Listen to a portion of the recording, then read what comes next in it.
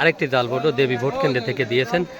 বয়স হয়নি, অপর্ণ বয়স্ক, আমরা কিন্তু তেমনটি জানতে পেরেছি এখানে এবং দেখানোর জন্য চেষ্টা করতেছি আপনাদেরকে। দেখছেন দেবী এলাকাতে যে অবস্থা রয়েছেন সেটা আমরা আপনাদেরকে দেখানোর জন্য চেষ্টা করতেছি।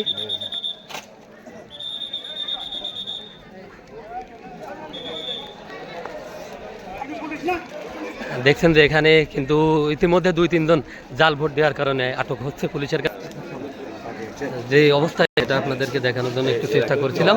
এখানে প্রিজাইডিং কর্মকর্তার সাথে আমরা কিন্তু কথা বলেছি, তিনি আমাদের যেমনটি আশ্বস্ত করেছিল তেমনটি কিন্তু আমরা এখানে হতে দেখিনি, এরকম একটি পরিস্থিতি। তুমি কার ভোট দিলে ভাইয়া?